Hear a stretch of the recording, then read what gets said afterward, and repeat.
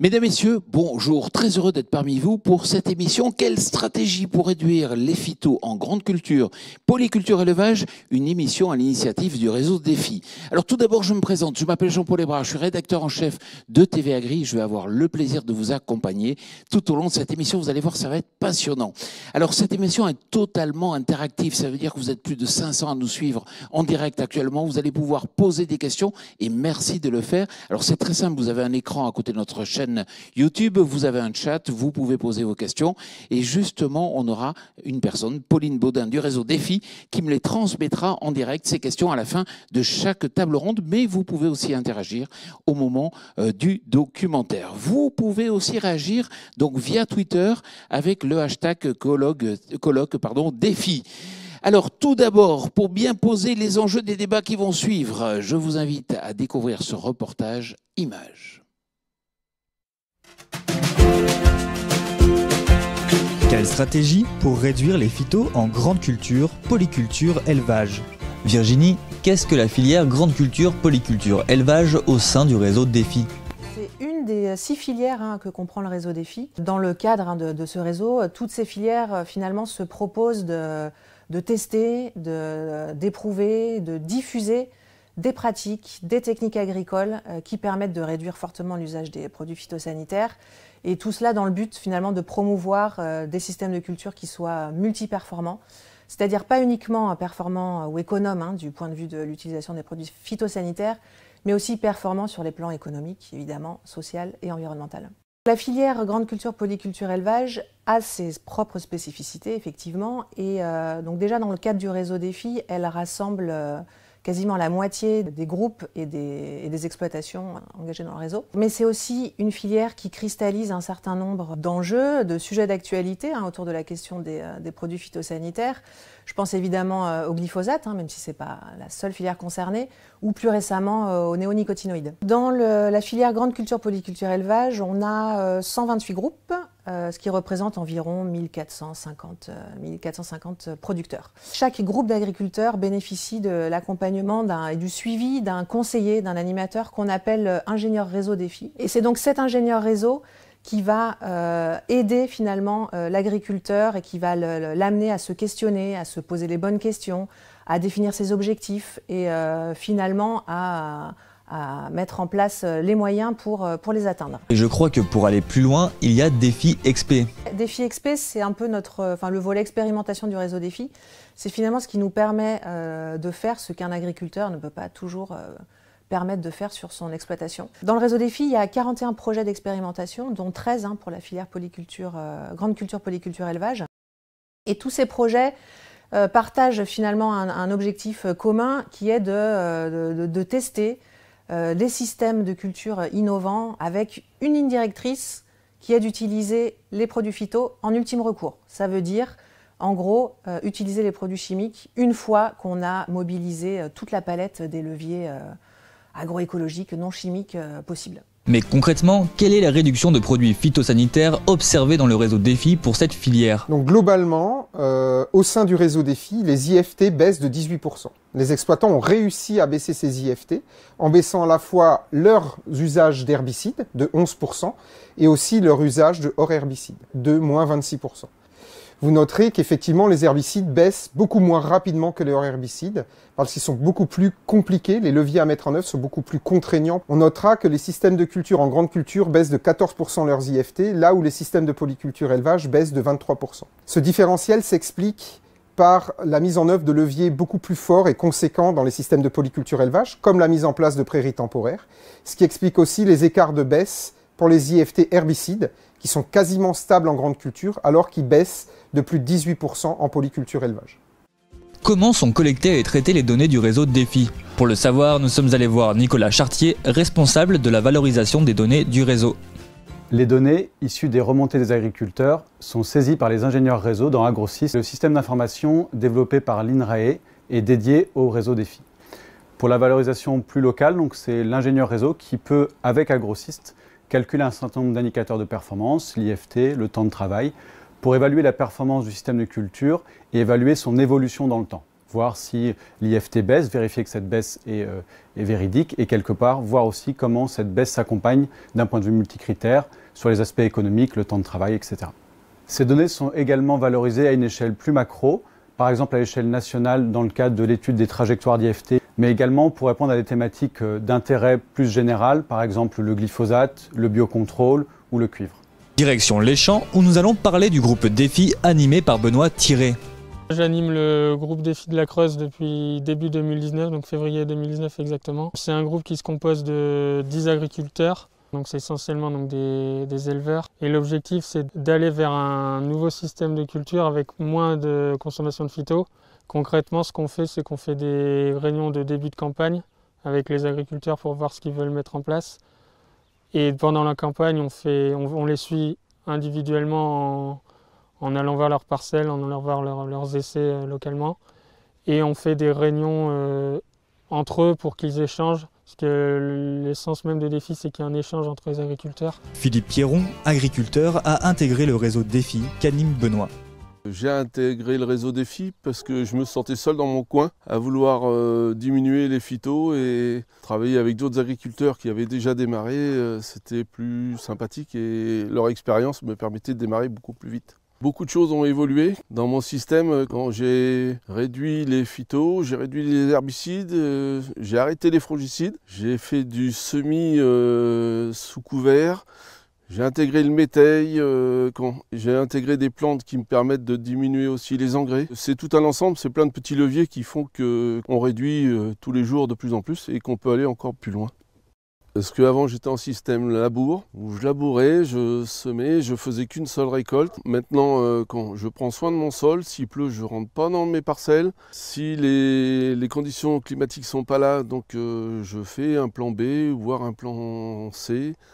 Et je prends soin et je nourris mon sol pour qu'il puisse nourrir ma ferme. Si j'ai pas d'animaux, je peux pas nourrir mon sol, et si j'ai pas de sol, je peux pas nourrir mes animaux. C'est la base de mon système et ça a l'air de marcher. À un moment donné, je voulais diminuer les animaux, et maintenant, je me sens capable de garder le même nombre d'animaux, malgré les sécheresses successives. Dans le système où je suis parti, je ne peux pas faire sans élevage. Même si j'augmentais les surfaces de céréales, il me faudrait quand même des animaux pour m'aider, ne serait-ce que pour manger les mauvaises herbes et puis apporter de la fumure. Je veux que ma ferme soit autonome. Philippe, on va faire classiquement le bilan de campagne 2020. Le fait marquant cette année, c'est le non d'utilisation de désherbants pour les céréales. J'ai fait l'impasse étant donné que après avoir fait le tour des parcelles, j'avais vu qu'il n'y en avait pas besoin. Le truc qui est le plus marquant, c'est que c'est la première année que je gagne de l'argent avec de céréales. Si on fait une conclusion à l'échelle du système, la réduction des phytos, ça t'a pas pénalisé en termes de rendement, non. Et ça t'a même gagné en termes de marge. Voilà. Ça m'a gagné. En termes de diminution des intrants, de mécanisation. Ouais. Oui. Mécanisation, intrants et temps de travail. Et temps de travail, oui. Partons à présent dans le Cher à la rencontre d'un céréalier qui lui aussi a bien diminué ses utilisations de produits phytosanitaires. Je suis donc exploitant dans le département du Cher sur une surface de 300 hectares, exploitation familiale où nous faisons des céréales, blé tendre, blé dur, orge, colza, tournesol, lin, pois, févrole et luzerne également. Je suis rentré dans une démarche de réduction des produits phytosanitaires parce que j'avais intégré une MAEC de réduction d'IFT avec des objectifs de réduction de 50%. Pourquoi avez-vous rejoint le réseau Défi ? Ça m'a permis d'échanger sur de nouvelles techniques de désherbage, de mettre en place des protocoles, notamment sur des RC tri ou des essais de désherbage sur colza.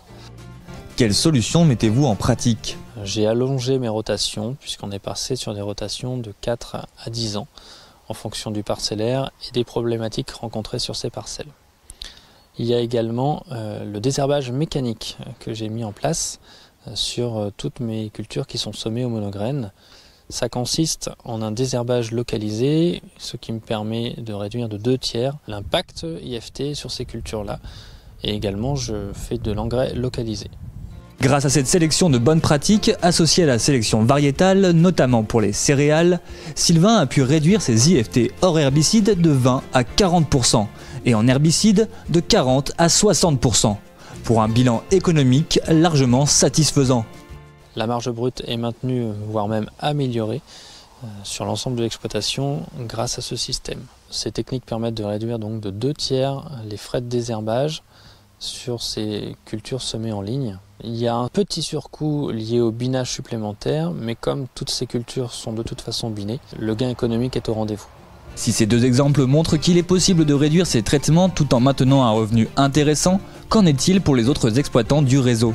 Donc si on analyse les évolutions des données économiques sur un échantillon de 324 systèmes de culture, on constate que les charges totales de ces systèmes de culture ont tendance à baisser globalement de 4%. Cette baisse est beaucoup plus prononcée dans les systèmes de culture qui baissent fortement leurs IFT.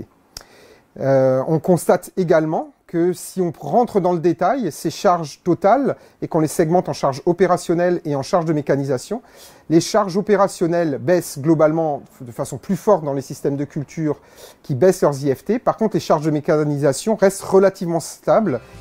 Et par ailleurs, cette étude a montré que non seulement les charges baissent, mais les marges ont également tendance à augmenter avec la baisse des produits phyto. Pour cette première table ronde, mais juste avant, il faut que je vous rappelle que vous pouvez réagir grâce au hashtag Twitter ou poser des questions en direct, puisque le but de cette émission, c'est de vous donner aussi la parole. Alors, je vais vous présenter les experts de cette table ronde. Tout d'abord, Virginie Brun, bonjour. Bonjour Jean-Paul. Vous êtes chef de projet défi, à vos côtés Xavier Rebout. Bonjour Xavier. Bonjour. Vous êtes directeur de recherche à l'INRAE et puis à mes côtés Philippe Trèche. Bonjour. Bonjour. Vous êtes expert filière grande culture, polyculture élevage au sein du réseau défi. Peut-être que ma première question, elle est pour vous, Xavier. Alors, le but de la table ronde, c'est de voir quel est le bilan par rapport aux objectifs d'Ecophyto de plus. Est-ce qu'il faut parler d'échec, quelque part? Est-ce qu'il y aurait un plafond de verre qu'on ne peut pas dépasser en matière de réduction des phytos? Est-ce qu'il y a des obstacles techniques insurmontables? Alors souvent, effectivement, les journalistes reviennent sur la quantité de phytos utilisées en France et les chiffres ne baissent pas vraiment. Et donc, c'est considéré comme un échec. Moi, personnellement, je n'ai jamais considéré qu'Ecophyto était un échec parce que je n'avais pas d'attente particulière dans la mesure où Ecophyto, c'était avant tout une démarche volontaire. Et je crois qu'on a des beaux résultats qui m'amènent à penser, au contraire, que Ecophyto est une réussite. J'en citerai quelques-uns. Le premier, c'est que on voit que l'Europe a repris cette idée d'un critère de baisse de 50% dans son Green Deal. On voit aussi que des secteurs comme l'agriculture biologique ou le biocontrôle ont des croissances à 2 chiffres qui montrent qu'il y a des choses qui bougent. Et puis, avec Défi, on voit qu'on a énormément enrichi notre portefeuille d'alternatives et de solutions qui permettent de réduire la dépendance aux produits phytosanitaires. Donc, il y a là plein de messages d'espoir, à mon sens. Donc, pas d'échec, pas de plafond de verre et pas d'obstacles insurmontables. Virginie Brun, quels sont les enseignements à retenir du réseau Défi ? Oui, c'est vrai que Xavier vient de le dire. Le réseau Défi montre déjà que la réduction des produits phytosanitaires, c'est possible. On l'a vu dans le documentaire aussi. C'est possible dans différents contextes de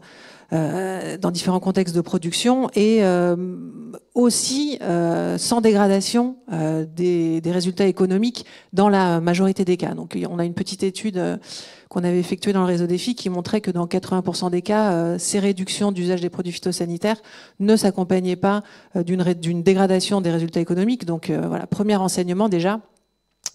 C'est possible partout et en conservant des systèmes qui fonctionnent, robustes. Donc déjà, avancée réelle, c'est ce que montre le réseau Défi. Et puis un autre enseignement, c'est que finalement, il n'y a pas de solution unique non plus. Et notamment, il n'y a pas de solution technique unique. On l'a vu à travers ces 2 exemples, mais on pourrait en montrer bien plus. Et c'est vrai que d'une exploitation à l'autre, en fonction des stratégies, des objectifs de chacun, d'un contexte de production à l'autre aussi, les solutions ne sont pas les mêmes. Et c'est toute la richesse de ce réseau, c'est justement de pouvoir étudier ces différentes trajectoires, ces différentes stratégies, d'étudier ces chemins, de voir dans quelles conditions ils sont réplicables ou pas, et voilà, pour in fine inspirer aussi d'autres agriculteurs. Alors on va aller en plein dans les chiffres. Dans votre étude, justement, Philippe Trèche, on l'a vu dans le documentaire, il n'y a pas inflation des charges de mécanisation. Oui, tout à fait. C'est d'ailleurs un résultat qui nous a surpris. Parce que ces systèmes de culture qui baissent leurs IFT ont aussi mis en place des systèmes de désherbage mécanique qui devraient naturellement faire augmenter ces charges de mécanisation. Donc ce résultat un peu curieux nous a emmené à creuser, à travailler un peu sur ces premières données qu'on a explorées. Et puis en fait, on a constaté qu'en parallèle de l'augmentation de ces charges de mécanisation liées au passage de bineuses, de houes rotatives, de RC-tri, etc., on avait une réorganisation également des assolements. Et du coup, les exploitants ont développé ou ont augmenté les surfaces de culture qui nécessitaient moins d'intervention mécanisée. Et en fait, on a un phénomène de compensation. D'un côté, on a une augmentation des charges de mécanisation liées, entre autres, au désherbage mécanique. Et d'un autre côté, on a un phénomène de compensation avec des évolutions d'assolement et aussi des pratiques qui sont un peu plus économes en termes d'intervention mécanisée, un peu moins de labour. On peut citer par exemple l'exemple d'augmentation des surfaces en prairies temporaires qui a augmenté de plus de 20% dans les systèmes qui ont réduit leurs IFT et qui est une culture qui va nécessiter moins de travail du sol et également moins d'intervention mécanisée globalement. Et concernant les charges opérationnelles? Alors oui, les charges opérationnelles, ça c'est un résultat très intéressant. On va souligner là un beau travail des exploitants impliqués dans le réseau défi et également des ingénieurs réseau qui ont fait un beau travail d'accompagnement puisqu'on a effectivement une réduction d'usage des produits phytosanitaires qui est couplée à une baisse des charges opérationnelles. On ne pouvait pas parier sur ce résultat avant d'avoir traité ces données et de regarder. Et donc, c'est relativement intéressant. Alors là aussi, deux explications. La première, c'est un travail de fond sur les itinéraires techniques. Il y a effectivement eu plus d'économies, on l'a vu dans les différents témoignages, des réductions d'intrants, bien sûr de phytosanitaires. On a des réductions de fertilisation azotée avec l'introduction de cultures protéagineuses ou légumineuses, des réductions de coûts de semences avec une production plus autonome et des cultures pluriannuelles aussi. Et au final aussi une réduction des charges d'irrigation pour certains systèmes de culture. Donc plutôt du positif sur ce volet-là. Alors, des charges opérationnelles qui baissent, des charges qui sont stables ou qui évoluent pas pour les charges de mécanisation, mais les agriculteurs vont vous poser la question, est-ce que les marges, elles évoluent positivement ou pas? Alors, les marges, c'est un différentiel entre les produits et les charges. On vient de voir que les charges de mécanisation sont stables, les charges opérationnelles diminuent, donc globalement, les charges des systèmes qui réduisent leurs IFT baissent. Du côté des produits, on n'a pas d'évolution. C'est-à-dire que ces fermes ont réussi à maintenir leur niveau de produits malgré leurs efforts pour réduire l'usage des produits phytosanitaires. Donc des charges qui baissent, des produits qui se maintiennent, effectivement, on a une progression des marges. Alors on est pour l'instant dans une étude exploratoire, je l'avais dit dans le reportage, on est sur 324 systèmes de culture, donc on va chercher à confirmer ce résultat très positif pour le réseau défi en élargissant notre champ d'investigation à un plus grand nombre de systèmes de culture. Vous savez qu'il y a une crainte, c'est les temps de travaux. Comment ils ont évolué ? Oui, alors voilà une question très intéressante. Effectivement, on parle souvent de la problématique temps de travail comme un frein au changement et à l'évolution dans les exploitations agricoles. Donc on a regardé le sujet sous deux entrées. La première entrée, on a voulu comparer le temps de travail effectif annuel entre le système initial et le système d'arrivée qu'on a comparé pour voir les évolutions d'IFT. On n'a pas constaté d'évolution de temps de travail annuel entre le système initial et le système d'arrivée pour les systèmes qui baissent leurs IFT. Par contre, c'était pas trop satisfaisant parce que le temps de travail, c'est pas que du temps de travail effectif, c'est aussi de l'organisation au sein d'une exploitation agricole. Donc on est allé regarder le temps de travail mois par mois et quelles évolutions. Et là, on est tombé sur un autre résultat. En fait, l'organisation du travail a changé et a parfois fortement changé dans les systèmes de culture, avec des baisses de temps de travaux plutôt mois d'août, septembre, octobre, et des hausses de temps de travaux plutôt mois de mai, juin, juillet. Alors c'est une réorganisation à l'échelle du système de culture, mais il faut savoir que quand on réorganise une partie de son travail sur une partie de l'assolement, ça a obligatoirement des conséquences sur le reste des systèmes de culture, sur les autres ateliers d'exploitation. Donc on a probablement là une réorganisation qui est beaucoup plus large. Xavier Rebout, la voie est libre, enfin les résultats sont concluants. Bon, on a l'impression effectivement que tout est au vert. Et donc effectivement la question c'est vraiment de savoir comment est-ce que on peut amener cette massification de 3 000 fermes à 30 000 et puis à 350 ou 400 000 exploitations. Pour l'instant, il y a encore beaucoup d'agriculteurs qui considèrent que l'utilisation d'un pesticide est une solution à la fois très efficace, très rentable d'un point de vue économique et puis très facile à utiliser. Et donc, il faut arriver à convaincre, et c'est les échanges qui le permettent. Il y a des beaux succès. Je pense moi souvent à la situation du colza, dans lequel maintenant 15% de la solde de colza est semée avec des plantes compagnes qui permettent de limiter le besoin d'intervenir avec des herbicides et qui permet aussi d'éviter éventuellement, si ça se passe bien, un traitement insecticide en début d'automne. Donc voilà une démarche qui a convaincu et qui est maintenant adoptée largement au-delà du réseau défi. Voilà, ça c'était un bel exemple. La question c'est de savoir comment est-ce qu'on généralise à l'ensemble des pratiques. Et là, il y a encore un gros travail. Alors justement, si on constate qu'il y a un différentiel entre ce qu'on peut mesurer et ce que l'on mesure dans la réalité en termes de nombre de personnes qui basculent, est-ce qu'il n'y a pas une crainte liée au modèle économique? C'est-à-dire qu'un agriculteur, il est quand même rémunéré au tonnage vendu, produit. Et est-ce qu'il ne faut pas peut-être imaginer des leviers différents? Alors c'est clair qu'un moyen de renforcer la marge, c'est effectivement d'arriver à atteindre un prix de vente supérieur. Et donc, ça nécessite qu'il y ait une reconnaissance par le marché de ce différentiel de mode de production. Et ça, c'est un moyen qui est celui qu'a retenu l'agriculture biologique et que l'on peut généraliser. Et donc, les labels type HVE peuvent pousser dans ce sens. Donc, c'est un moyen de rendre ce système plus attractif. Et évidemment, les agriculteurs ont quand même largement remonté le fait que la concurrence déloyale amenée par des pays moins-disants pouvait leur amener à ce qu'ils aient des difficultés à commercialiser leur propre production sur un marché qui est mondialisé. Donc il y a une vraie réflexion à l'articulation entre ce qui se passe au niveau des fermes et ce qui se passe au niveau des filières, et notamment jusqu'au marché élargi. Une des difficultés, c'est que tout le monde doit basculer en même temps. C'est-à-dire qu'il faut qu'on ait un basculement synchrone de toute la filière. Comment le résoudre? Alors c'est vrai qu'actuellement, une des difficultés, c'est que beaucoup d'agriculteurs sont dans des coopératives. Et celui qui a utilisé des pratiques qui ont visé à diminuer son empreinte environnementale ou à améliorer les conditions sociales peut tout à fait voir sa production retrouver un silo et ou une cuve contenant des produits qui ont été obtenus par des moyens plus simples. Et donc il y a vraiment besoin de travailler sur ces modèles de différenciation et de reconnaissance de mode de production dans le produit, peut-être même presque de manière plus systématique. Alors certaines coopératives appliquent déjà ce différentiel de prix qui permet de rémunérer les agriculteurs. Et puis il y a beaucoup de produits maintenant qui bénéficient d'un label. Je pense à la filière comme LU ou à la filière comme CRC, blé de nos campagnes, qui correspondent à des cahiers des charges et qui bénéficient à la fois d'un prix attractif et d'un cadrage des éléments de production. Donc on peut passer par ce système-là pour essayer d'embarquer de plus en plus de monde et faire basculer le système. Mais ces labels montrent déjà qu'on a des masses critiques suffisantes pour pouvoir faire basculer des régions.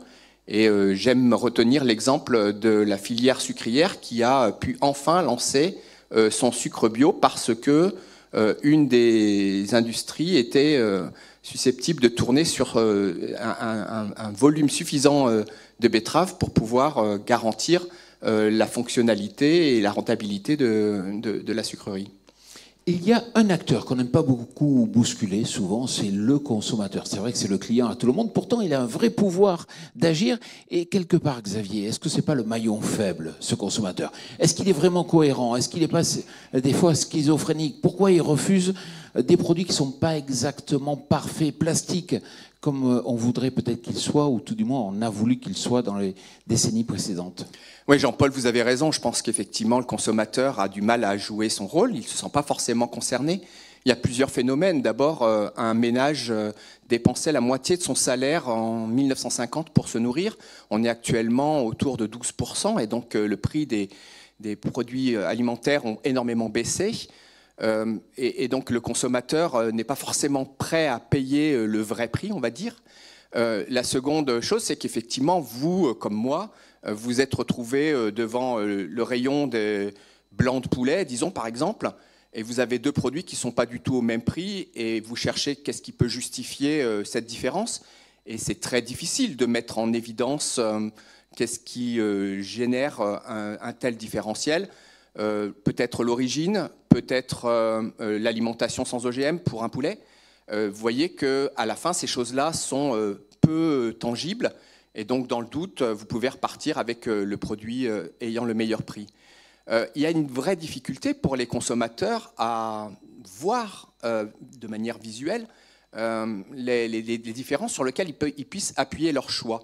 Si vous allez au rayon des pommes, en revanche, c'est très différent. Chacun sait plus ou moins reconnaître une Boskop, une Reine des Rainettes, une Elstar, une Chantecler. Et donc, l'aspect physique de l'objet permet d'orienter le choix. Ce que nous n'avons pas fait pour l'instant, c'est de coupler de manière explicite un produit dont on aurait une forme de reconnaissance évidente à travers le visuel, avec un cahier des charges qui permette de l'obtenir. Donc je rêve d'une fraise défi qui soit une fraise qui soit excellente et qui en même temps est dans son cahier des charges qu'elle a été produite sans utiliser de fongicides pour la mettre sur le marché. Virginie. Oui, c'est intéressant. En fait, ce qu'on voit, c'est que finalement, c'est pas qu'une question technique et de solutions techniques. D'autant que ces solutions, en général, on les connaît. Après, il suffit effectivement de les mettre en œuvre et de les adapter au contexte. Mais voilà, il y a quand même un ensemble de facteurs qui font que les choses sont pas si simples que ça, quand même. Et qu'au-delà des aspects techniques, il y a aussi des choses qui relèvent de l'aval des consommateurs, de l'aval des filières. Et puis, on n'en a pas encore vraiment parlé, mais il y a aussi une question il y a aussi certains freins psychologiques aussi qu'il faut peut-être travailler, parce que c'est pas si simple que ça de se lancer comme ça dans des démarches de transition, dans des démarches de changement. Il y a aussi le poids de l'habitude qui peut aussi expliquer que parfois c'est pas si simple que ça pour un agriculteur de se lancer. Et finalement, ce qu'on essaye de faire dans le réseau Défi, c'est aussi d'accompagner les agriculteurs à se lancer. Et pour cela, on a aussi fait le pari du collectif, parce que ce qu'on constate, c'est que c'est quand même en général plus simple quand on est plusieurs, et qu'on avance un petit peu plus vite quand on est plusieurs. Alors, ça a été dit par les deux producteurs là, qui témoignaient dans le documentaire. Être en collectif, ça permet d'échanger entre pairs, de partager ses expériences, ses réussites, ses doutes, ses échecs aussi, parce qu'il y en a. Et voilà. Et c'est aussi comme ça qu'on avance plus vite, plus fort, et qu'on peut essayer aussi, c'est ça, de répondre à des attentes sociétales qui sont de plus en plus fortes et pour lesquelles on sait bien que voilà, il faut qu'on y aille. On n'a pas le choix. Maintenant, on va vous donner la parole. C'est la partie questions-réponses et vous êtes plus de 500 à nous suivre. Et Pauline, est-ce que nous avons des questions ? Oui, Jean-Paul, merci. Alors, on a une question qui demande à quand un étiquetage précis de l'origine des produits et de leur mode de culture. Est-ce qu'il faut une loi pour réglementer ça ? Pourquoi il n'y a pas marqué en gros l'origine des produits sur les produits que le consommateur achète ? Xavier. Alors il y a un peu ça. De fait, c'est pas systématique parce que les marchés sont mondialisés, parce que les sources sont diverses en cours de saison et qu'il y a donc à renouveler les stocks. On a quelques exemples où cette démarche-là a été amenée assez loin. Je pense à des pop-corn produits par un grand producteur de pop-corn en France qui finance jusqu'à 7% dans ce chiffre d'affaires va pour financer les agriculteurs en fonction du stockage du carbone qu'ils font dans leurs parcelles, qui a évidemment des incidences sur la manière dont ils travaillent le sol, comme on l'a vu dans l'exposé. Et pour pouvoir parler aux consommateurs, eh bien, les paquets de pop-corn portent un flash code qui permet de comprendre quelle est la démarche qui est derrière. Donc c'est un exemple en France. Il y a des pays où on peut aller beaucoup plus loin dans la traçabilité. Il est clair que les évolutions de numérique agricole, le fait qu'on ait des traceurs qui permettent de garder de bout en bout à la chaîne, va faciliter cette capacité à identifier directement sur le produit quelles ont été les conditions dans lesquelles ce produit a été obtenu. Pauline, une seconde question.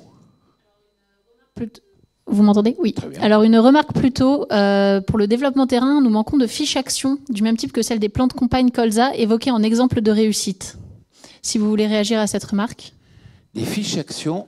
Oui, alors des fiches actions, il y en a quand même. Le réseau Défi en produit un certain nombre grâce au travail de nos ingénieurs réseau et des agriculteurs.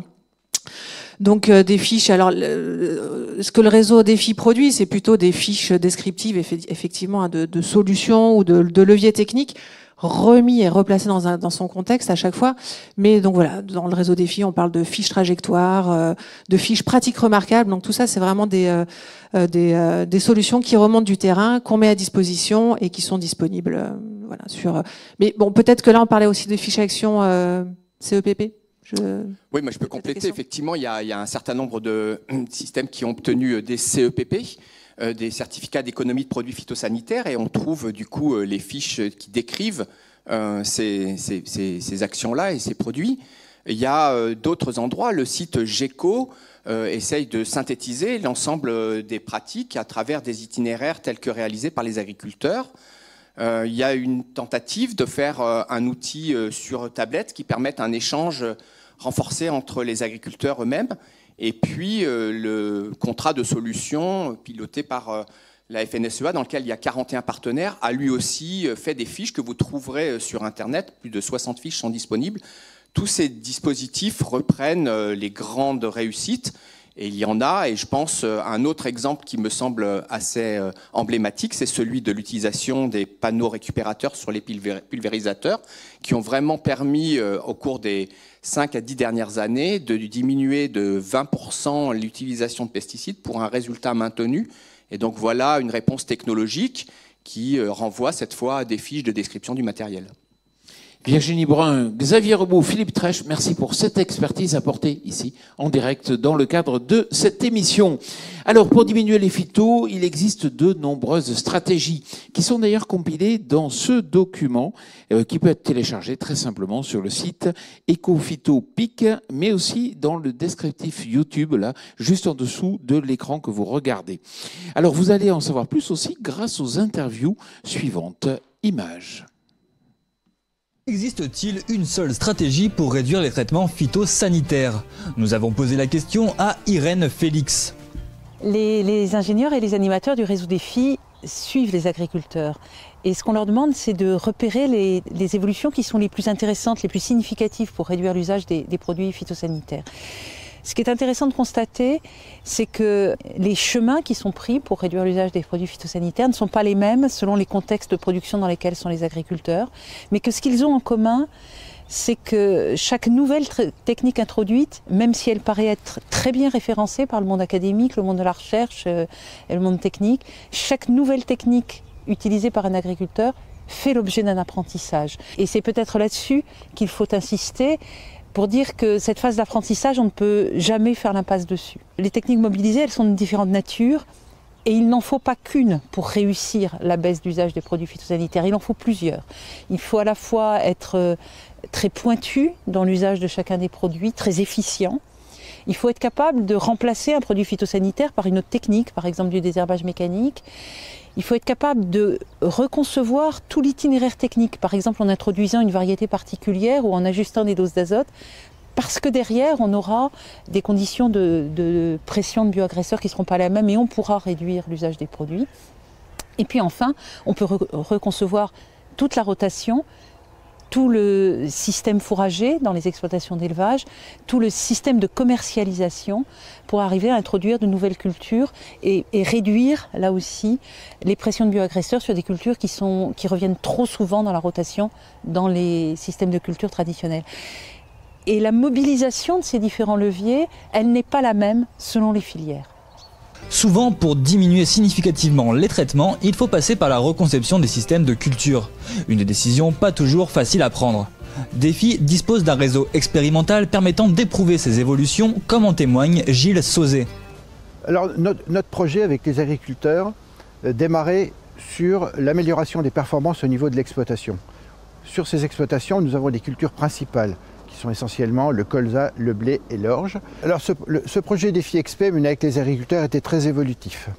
Dans un premier temps, on s'est attaché à travailler la fertilité du sol, on s'y attache toujours d'ailleurs, puisqu'on était convaincu que l'évolution des performances, l'amélioration des performances passerait inévitablement par l'amélioration de la fertilité. Ensuite, on a travaillé l'aspect système de culture en introduisant des cultures, je dirais, un peu nouvelles, hein, tels que le tournesol, tels que le pois, tels que la lentille. Et ensuite, on s'est attaché à l'itinéraire technique. Et là, on a introduit du semis direct, on a introduit des couverts intercultures pour ramener de la fertilité. Et on a introduit des cultures associées, le colza associé, donc depuis les années 2007-2008, pour effectivement améliorer les performances du colza en termes de croissance et en termes de redistribution d'azote et en termes, je dirais, de contrôle ou de meilleur comportement face aux bioagresseurs, que ce soit des insectes, des ravageurs ou des mauvaises herbes. Les résultats obtenus sont très concluants. L'évolution de ces pratiques et l'intégration d'innovations ont permis, sur une culture comme le colza par exemple, d'augmenter les rendements de 10 à 15%, et ceci depuis 10 ans et de façon très régulière. La réussite de l'implantation y est pour beaucoup, bien entendu. On a également stabilisé à la hausse les rendements des céréales. C'est bien un concept assez général qui a permis d'améliorer les performances économiques à travers le rendement et les performances environnementales à travers la réduction des IFT, la réduction d'utilisation d'engrais que je situe à 30-40 unités sur l'ensemble du système de culture. Mais comment s'assurer que les résultats du projet soient transférables? Pour faciliter l'appropriation et le transfert d'une innovation, il est déterminant que l'agriculteur soit intégré dès le départ à la réflexion et à la réalisation de cette innovation. C'est ce qui s'est passé avec le colza associé, par exemple, où avant d'entrer dans des expérimentations longues et coûteuses, on a fait tester aux agriculteurs ce changement de pratique pour savoir déjà s'il était possible et surtout de noter la faisabilité au niveau de l'exploitation. Et il y a eu des transferts fréquents vers les conseillers Éco-Phyto-Défi et leurs groupes d'agriculteurs.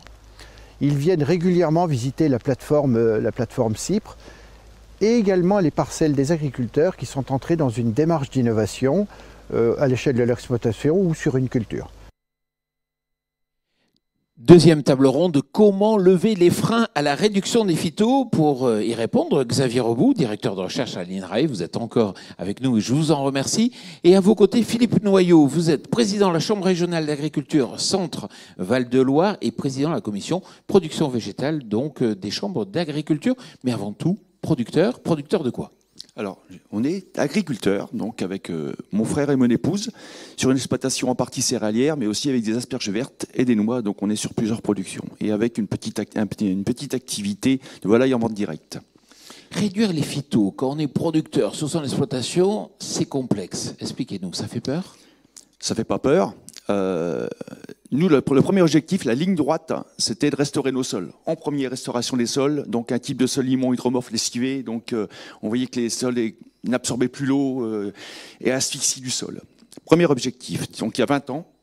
Et en fait, tout ce qui a été dit dans les films précédents, les petits reportages, au fur et à mesure, on essaie de serrer la problématique. À chaque fois qu'on a trouvé une solution, en fait, on a une nouvelle problématique qui arrive. Et l'objectif donc de semi-direct avec moins de travail du sol nous a amené à un problème, même si là seulement on a quand même 9 cultures en grande culture, avec un tiers de culture au printemps, le régras devient un réel problème.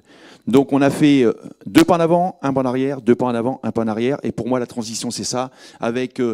on a intégré des arbres, des alignements d'arbres dans les parcelles, autour des parcelles. Là, on est sur sûrement mettre des bandes fleuries dans le milieu dans les milieux des plus grandes parcelles. Mais c'est pas tout de suite. On n'a pas le résultat tout de suite et il faut vraiment prendre le temps et pas aller trop vite. Tout à l'heure, on a parlé d'investissement matériel. Attention, puisque le matériel, il peut être vite dans les orties. Donc, c'est investissement, accompagnement, les groupes, super. Enfin, de pouvoir discuter avec ses voisins pour avancer, c'est quand même formidable. Donc on est passé d'un semi-direct avec un recul. Là, on en vient dans le plan de relance. On va investir dans une charrue des chômeuses. Parce qu'on pense que ça va nous permettre de baisser les IFT herbicides, puisque là, on vient de faire le diagnostic HVE hier, donc on rentre dans le cadre. 2 tiers de nos phytos, c'est de l'herbicide. Alors vous avez écarté la notion de peur. Moi, quand je rencontre des agriculteurs, je me rends compte que quand même, certains ont peur. Il y a une prise de risque, on ne peut pas le nier. Mais bien sûr. Le premier frein, c'est le changement. C'est-à-dire qu'aller dans un endroit où on n'est pas stable, on n'est pas sécurisé. Et le phyto nous sécurise, c'est vrai. Et on a perdu, par rapport à certains collègues, on a été quelques années, au moment de la transition, on a fait le plus grand pas, on a perdu par rapport à nos collègues, parce qu'on a perdu des parcelles entières avec de l'herbe qui avait pris le dessus sur la culture souhaitée. Donc effectivement, on a peur. Alors, c'est pour ça qu'il faut un accompagnement financier, accompagnement technique, puisque les deux, ça permet de rassurer. Et surtout, quand on est plusieurs agriculteurs, c'est quand même plus facile que tout seul dans cette jungle, en fait. Et surtout, ça a été signé tout à l'heure, quand on va intégrer des biostimulants, du biocontrôle, c'est pas la même chose. On accumule l'assolement, les biostimulants, le biocontrôle, plus la mécanique, l'agromécanique. Tout ça, c'est complexe. Mais c'est aussi intéressant, puisqu'on arrive d'aller vers un monde nouveau qui, normalement, devrait bénéficier à tous, c'est-à-dire que consommer moins de phyto. Et puis, tout à l'heure, ça a été soulevé, en même temps, c'est la production d'azote sur l'exploitation. Parce qu'il faut emmener le bas carbone en même temps. Donc, c'est pour ça qu'il faut emmener plusieurs choses en même temps. Donc, mais c'est intéressant. On sent qu'il y a plein de curseurs, vous l'avez dit, c'est passionnant. Comment on peut conseiller des agriculteurs qui nous écoutent pour justement être capable de bouger? Alors, comment les conseiller? Tout à l'heure, il y a quand même, c'est informer déjà sur tous les sites qui existent. Le contrat de solution, c'est des fiches qui arrivent tous les 6 mois. On est 44 partenaires même maintenant. Donc ça, c'est déjà trouver la solution pour que ces solutions-là arrivent vers les agriculteurs, enfin vers les conseillers et vers les agriculteurs. Donc là, il y a de la communication à faire. Il y a le nouveau site sur l'agroécologie, c'est important aussi. Et puis après, il y a nous tous, alors les chambres d'agriculture, mais pas que. Il y a aussi les privés, il y a aussi les coopératives, les négoces, enfin, qui sont là et qui peuvent. C'est à nous ensemble, enfin, les 44 plus d'autres, c'est à nous ensemble d'aller voir les agriculteurs et pas qu'une seule fois, puisque en fait. Ils vont nous dire, mais attends, changement, pour l'instant, moi, colza, blé, orge, ça me va bien et j'ai ce qu'il faut pour le faire. C'est comment les convaincre dans le même moment de changer, parce qu'on sent qu'on va un petit peu droit dans le mur quand même.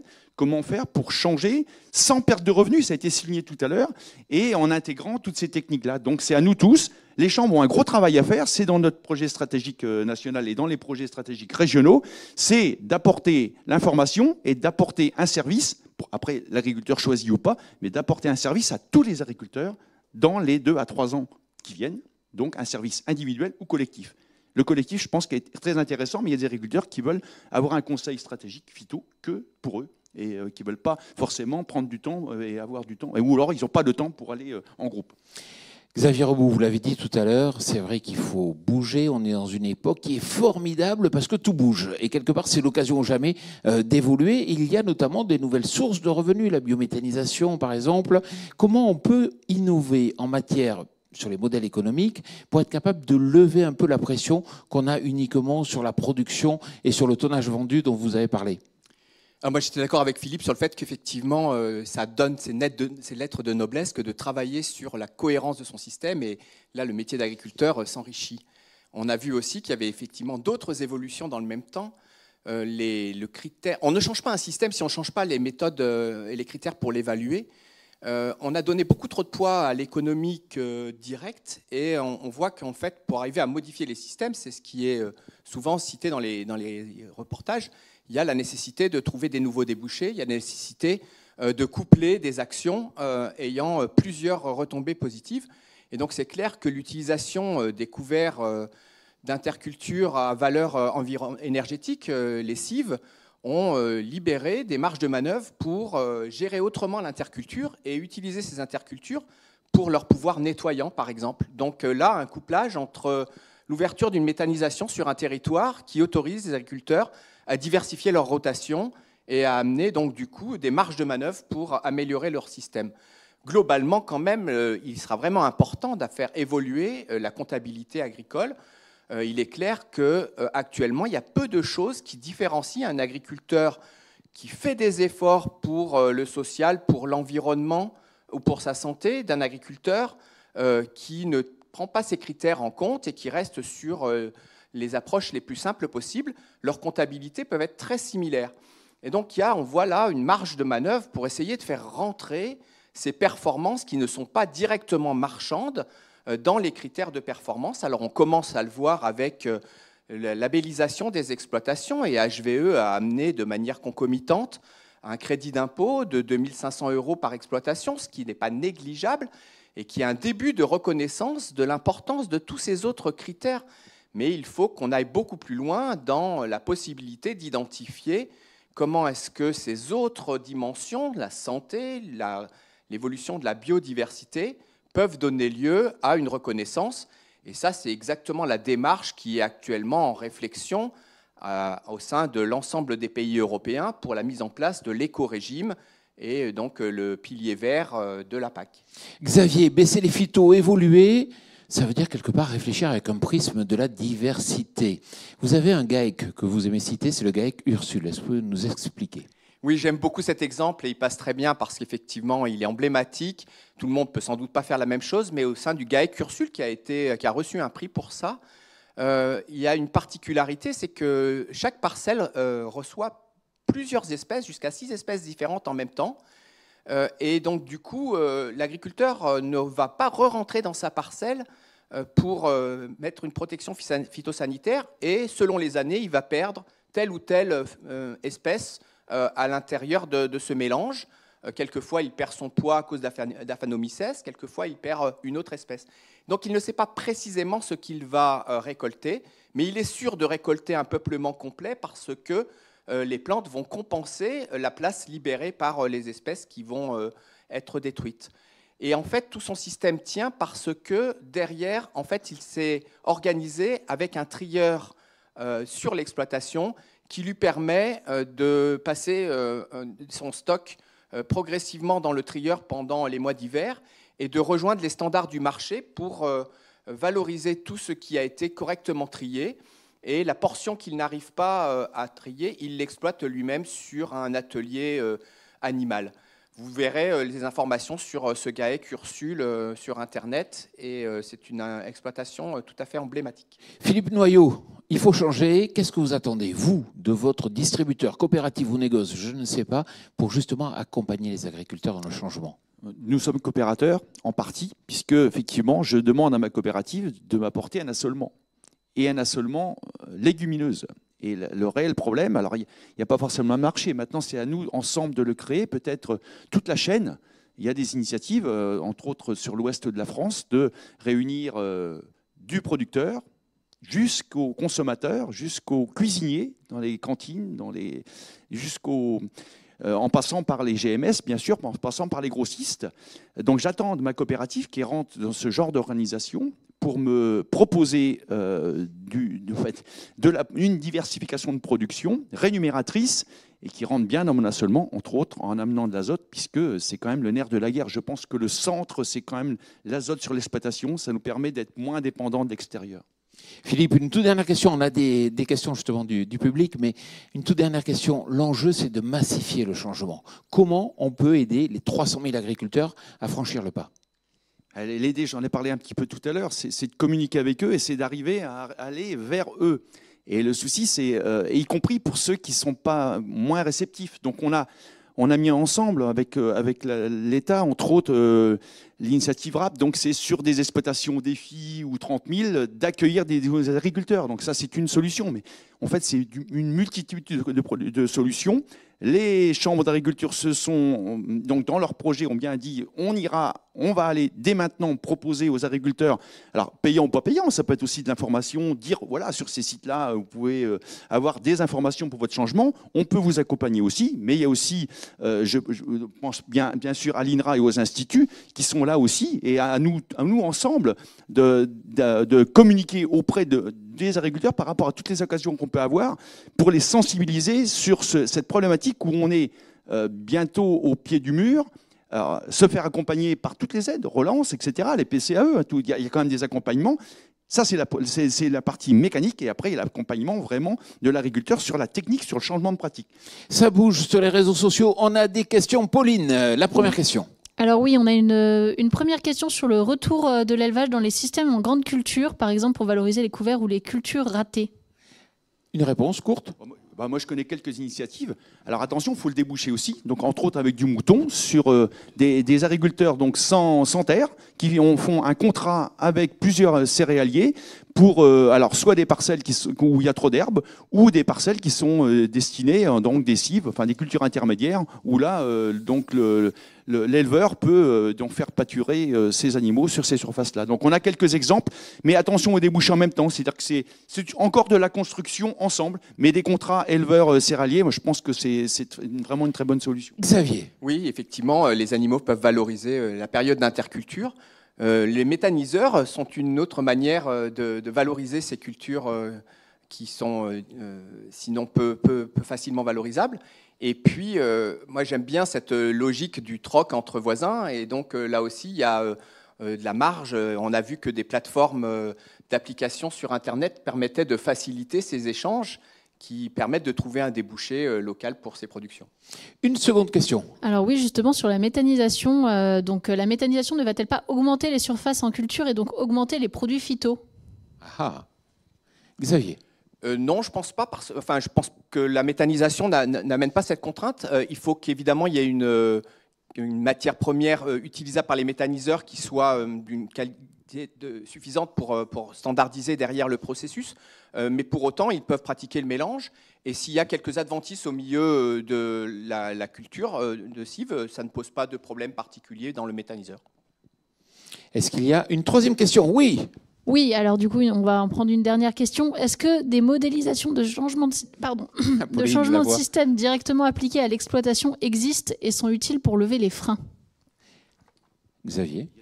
Chaque situation est un peu particulière, donc c'est toujours la difficulté de savoir comment est-ce qu'on met le curseur entre ce qui est générique et ce qui est particulier, et quels sont les atouts de chaque endroit, de chaque situation, qui amènent à ce qu'à travers le marché, les caractères pédoclimatiques, il faille adapter la solution. Donc de nombreux outils se sont mis en place pour apporter une aide à la décision sur des éléments factuel, mais de plus en plus, on peut avoir une vision globale. Et Défi, à travers sa base de données des fermes Défi, est un référentiel qui permet de regarder quels sont les agriculteurs qui partagent le plus de points communs avec n'importe quelle exploitation, et du coup de regarder comment s'en inspirer pour éventuellement faire bouger son propre système. C'est bien comment s'en inspirer, puisque la solution, c'est à l'exploitation. Donc suivant l'histoire, suivant le type de sol, suivant le climat. Donc c'est bien à chacun de s'inspirer de ce qui se passe. C'est pour ça qu'il faut qu'on informe le maximum d'agriculteurs, tout ce qui peut exister, et c'est à lui de prendre ses décisions par rapport à son contexte. Xavier Rebout, Philippe Noyau, merci beaucoup. Alors, un des enjeux du plan Ecophyto est de transférer les connaissances au plus grand nombre d'agriculteurs. On en a parlé justement par rapport à ce besoin de massification. Le réseau Défi met en place différentes actions pour y contribuer. Images. Si expérimenter, observer, accumuler des connaissances est important, un enjeu crucial est aussi de les partager avec le plus grand nombre d'agriculteurs. C'est pourquoi chaque année de nombreuses réunions sont organisées par les ingénieurs et les agriculteurs du réseau Défi afin qu'ils témoignent de leurs expériences. L'idée de cette journée, c'est de proposer aux agriculteurs, aux conseillers, d'échanger autour de pratiques qui permettent de réduire l'utilisation des phytos. Je suis aussi très contente d'avoir pu organiser cette journée en partenariat avec deux autres structures, donc deux animatrices du réseau CIVAM. Voilà, c'est toujours agréable d'organiser ces journées à plusieurs et puis de partager et d'échanger sur notre métier d'animateur. Un public d'agriculteurs qui aurait envie aussi d'être accompagnés dans le changement de pratique. Et donc pour ce faire, on organise des portes ouvertes sur les fermes pour justement montrer à travers des témoignages d'agriculteurs que les changements de pratique peuvent être possibles.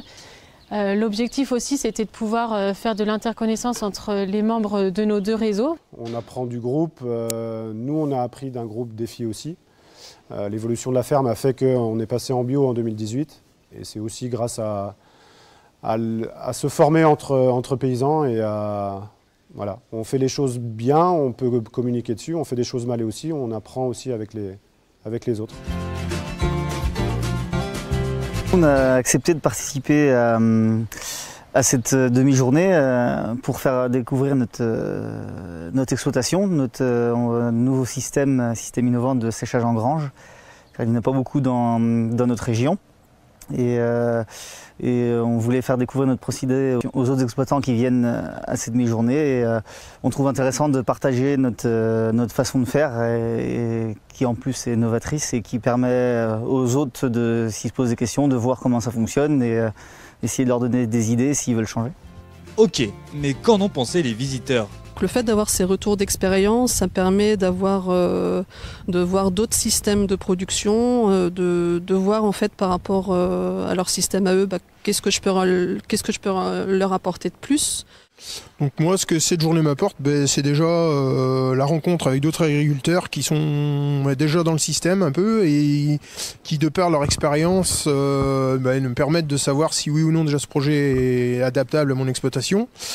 Et puis les échanges, l'écoute. Alors je viens ici à cette journée pour découvrir de nouvelles techniques, hein, et j'aime voir en tout cas des autres façons de produire et de façon économe. Je suis venu chercher de l'information, de l'échange avec des collègues, parce que pour moi c'est la clé de la réussite. Il ne faut pas rester dans nos fermes fermées sur notre production. Direction maintenant la Loire-Atlantique où nous avons rencontré Lucille Lefebvre, une ingénieure réseau qui transmet ses connaissances DEFI à des agriculteurs pour les accompagner dans l'obtention de leur certificat. Un des principaux acquis DEFI sur lesquels je peux m'appuyer, c'est cette fameuse vision globale d'une exploitation et le travail à l'échelle système. On apprend notamment que sur un système, il faut faire appel à plusieurs leviers agronomiques pour qu'ils fassent synergie les uns avec les autres et que la réduction des phytos soit durable. Alors toutes ces techniques, en dehors du réseau DEFI, aujourd'hui, je les applique premièrement en formation certificato, où du coup je réalise le module méthode alternative qui nous est demandé dans la formation, sous la forme d'une co-conception de système, avec du coup la quinzaine de stagiaires qui sont là. Ça m'est aussi utile en diagnostic d'exploitation, donc sur les captages et les bassins versants. Du coup, j'ai vraiment une vision globale des exploitations et je m'appuie notamment sur la méthode du bilan de campagne pour réaliser mes plans d'action auprès de ces agriculteurs-là et pour les suivre les années d'après. Cette méthode bilan de campagne est facilement réutilisable dans ce contexte-là. Et qu'en pensent les participants ? Alors la journée donc s'est passée en deux phases. La première, ce qui s'est passé ce matin, qui est toute la partie réglementaire, et l'après-midi, c'est toute la partie alternative aux produits phyto. Ça nous a permis de découvrir les groupes DEFI et de voir un peu leur façon de travailler. Des échanges qui sont très conviviaux et ça se passe très bien, quoi. Ouais, c'est intéressant. On a eu de toute la présentation donc du groupe DEFI plus des groupes 30 000. Et on a regardé un peu leur méthode de travail et on a pu travailler sur une conception d'itinéraire afin d'avoir des méthodes alternatives pour se passer des phytos ou réduire les phytos et de le transposer un petit peu sur nos exploitations. Mais comment transmettre auprès des conseillers ? Alors auprès des conseillers et des collègues, c'est mon prochain chantier. Du coup, ça fait 2 ans que je suis là à la Chambre et que je découvre un peu toutes ces méthodes et que je les applique. Et c'est vrai que j'envisage du coup de m'attacher à pouvoir diffuser un peu auprès de collègues qui ont des prestations sur lesquelles ils pourraient aussi utiliser des méthodes DEFI. Donc je pense que ça passera par de l'intervention à des réunions de service par exemple. Et puis on a obtenu récemment des résultats du réseau DEFI 2018 et je pense que je vais m'y appuyer un peu plus parce qu'ils sont vraiment encourageants. Ça devrait permettre de montrer ce qu'on fait et puis de motiver les collègues à utiliser ces méthodes spécifiques au réseau.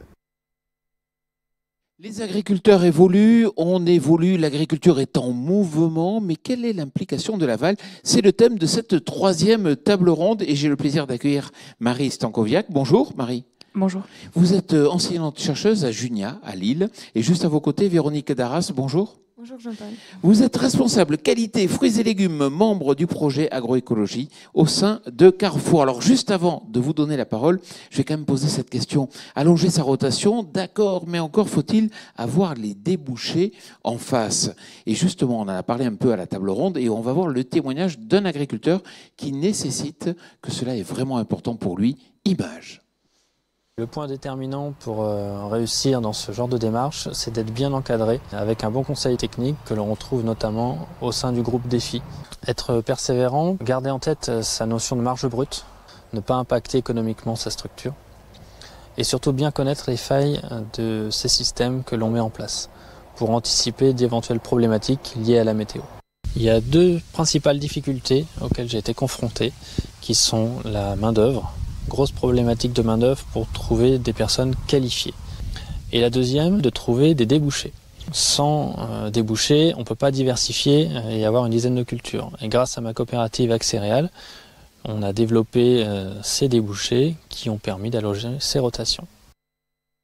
Alors on le voit, l'aval a un rôle important à jouer. Quelles sont les attentes des acteurs de l'aval dans ce mouvement? Justement, Marie, vous avez mené une étude. Oui, on a mené une étude en 2 temps, entre guillemets, une première étude qui avait duré 6 ans, sur laquelle on s'appuie en effet sur des résultats d'expé. On est allé voir les acteurs de la filière. Alors l'aval, c'est un gros mot, entre guillemets. L'aval, ça comprend déjà les collecteurs, les transformateurs, les industries agroalimentaires, et puis la distribution, et puis même les consommateurs, si on va jusqu'au bout. Sur la partie transformateur-collecteur, ce qu'on constate, c'est qu'il y a des stratégies d'anticipation qui commencent à se mettre en œuvre sur ces acteurs-là. Le but, c'est pour eux d'essayer de s'adapter à des futures réglementations plus contraignantes, on va dire, sur le sujet des phytos. Donc on a des choses qui vont de la sensibilisation, comme on a pu voir dans certaines vidéos, jusqu'à des approches de type contractuel, avec des cahiers des charges plus restrictifs, ou voire même des prises de risques partagées entre un agriculteur et son collecteur, son transformateur. Tout ce qu'on peut dire, c'est aussi que, alors tout du moins sur notre partie nord de France, entre guillemets, sur les résultats qu'on avait dans le projet, où on a constaté des baisses de rendement, et quand on les globalise à des grosses échelles, comme peuvent l'être les Hauts-de-France, et avec des productions importantes, on a des filières aval de collecteurs qui ont peur de ces baisses de rendement. Ça veut dire moins de volume, ça veut dire des problématiques d'exportation, ça veut dire des problématiques aussi de production de certains produits transformés, par exemple les frites ou ce genre de choses. Voilà, on a sur ces premiers acteurs de l'aval une crainte, une anticipation, et puis aussi la question de savoir, mais c'est un petit peu ce qu'on résume ce matin, c'est qui va commencer, qui va prendre sa part de réflexion ou de risque. Est-ce que c'est l'agriculteur ou est-ce que c'est l'aval? Sur la deuxième partie de l'aval, côté distribution GMS, on est aussi allé les voir pour leur demander un petit peu ce qu'ils faisaient. Donc on a un petit peu 2 postures. On a la posture de réaction, donc c'est-à-dire le distributeur qui se dit bon, le consommateur est en train d'évoluer, donc il faut qu'on bouge. Mais qui est plutôt en réaction, c'est-à-dire qui élimine certains produits dans leurs produits marques cibles ou ce genre de choses, où on a la GMS Action, c'est par exemple l'exemple de Carrefour. Voilà. Tout ça est à garder dans un ensemble où le consommateur, alors on dit toujours le consommateur, c'est compliqué, le consommateur. Le consommateur, il est un peu contradictoire, il veut des produits plus durables avec moins de phyto, mais il veut toujours les acheter pas trop cher. Donc on a cette ambivalence aussi qui complexifie les choses, mais c'est un peu qui de l'œuf ou de la poule, hein, qui va commencer et qui va prendre sa part dans tous les maillons de la filière. Véronique, justement, vous confirmez par rapport à l'approche grande distribution? Alors oui, effectivement, ce qu'on a pu observer, c'est qu'aujourd'hui, pour le consommateur, par exemple, il y a une différence entre son acte citoyen. Quand on l'interroge, il est prêt à payer plus cher pour acheter un produit issu d'une agriculture plus durable. Et puis après, il y a l'acte d'achat où on voit qu'il n'est pas prêt à passer un certain seuil de plus cher par rapport au conventionnel. Et ça évolue, ça, ce caractère ambivalent du consommateur? Oui, alors au fur et à mesure des études qu'on fait auprès d'eux, on voit qu'ils sont de plus en plus sensibilisés au mot agroécologie. Par exemple, on a fait une table ronde dessus où on voyait que même s'ils ne connaissaient pas ce mot-là, ils l'assimilaient quand même à quelque chose de plus durable. Et une fois qu'on leur expliquait la démarche, ils se sentaient prêts à aller vers ce genre de produit. Par contre, c'est aussi ce qu'on disait dans d'autres tables rondes, il faut qu'il puisse comprendre dans son rayon pourquoi il y a une différence de prix. Et ça s'encadre en fait à travers une marque et à travers aussi des claims sur nos packaging ou aussi l'explication de la démarche sur nos réseaux sociaux, les pages internet, etc. Ce consommateur qui est prêt à payer un petit peu plus, c'est minoritaire, c'est marginal, ou c'est l'essence même de la consommation, en sachant qu'on est quand même dans une période compliquée aujourd'hui?